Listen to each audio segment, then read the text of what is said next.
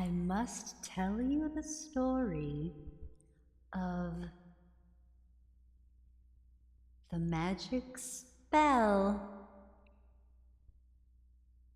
that I did on Simon's tail. It's not an everyday spell that you do on a cat's tail, and Simon is unquestionably not an everyday cat. Well, he was an extraordinary cat, we all know that.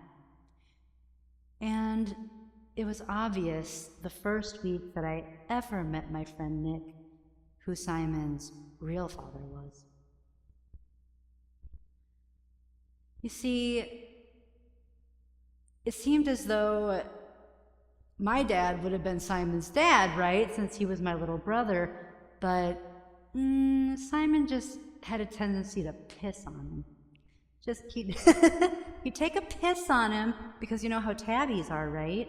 Tabbies are very territorial. Ask me how I know.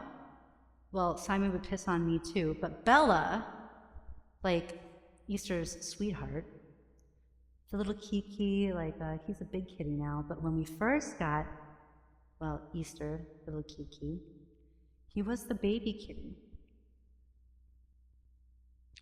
So now what do you do? Well, okay, first of all, if you go on Facebook, which I can't really get into my Facebook, but I think under the profile that says Laura L. Harmon, I think that's the one, all these pictures of Simon and the first week that he ever met Nick, like you've never seen a cat that had turned to jelly the way that Simon had turned to jelly on the arm of the chair, on Nick's lap.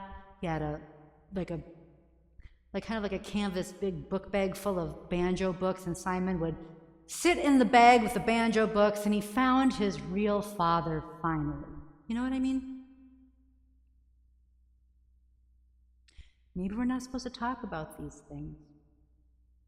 But I'll tell you one thing.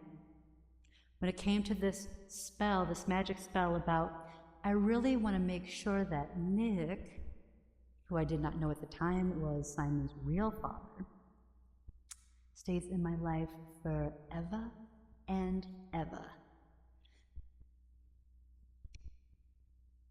I guess desperate times call for desperate measures. We weren't all in our best way at that time, but I knew that I would love Nick forever. And Simon had to have known that that was his real dad. Want to know why? Because Simon made sure that I got the whole damn tail. I'm saying you have to find the most special cat. It's not a competition, but at that time, it was even before the kitty had come to the door, and I knew I had to secure the situation for myself. So I asked Simon, because you just don't go stroking people's tails for no reason. I said, Simon, there's this spell I have to do. I want to make sure that Nick stays in our life forever and ever. I need to stroke your tail 9 times and say, what did I even say? I want to make sure that Nick is secured and that he's in our life forever and ever. And so Simon looked over his shoulder and I made sure I stroked his tail once and I stroked his tail twice. And I'm like, we love Nick so much, we can never ever let him go. He has to stay in our family forever, doesn't he? And he looked over his shoulder and he's like, I'm like, are we doing something wrong, Simon? We were not. He's looking back and he's like, did you get the whole damn tail? And I'm like, yes, I'm working on it. So I stroked it again. It's I'm like, I don't want to get too close to your butthole.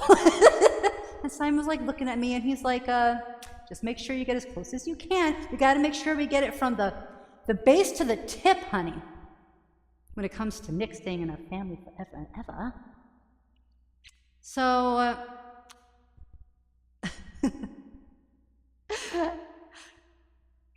Nick is getting a pair of Valentine's shoes because I don't know where to mail him a card. I'd mail him a card, but I'm just I'm going to say, listen, I'm going to put these shoes in your cart, you're going to buy these shoes, and you're going to run towards me as fast as you can in these Valentine shoes that say love on them, and they have red hearts on them. And they have a picture of a kitty with his tail in the shape of a heart. So every time he wears those shoes, he knows how much Simon and I agreed that we had to keep him in our life forever and ever. And I did get that tail, the whole damn tail. And I'll have to tell the story about the day that we interred Simon. Of course, Nick was the one that interred him out at the farm. But that story is for another time.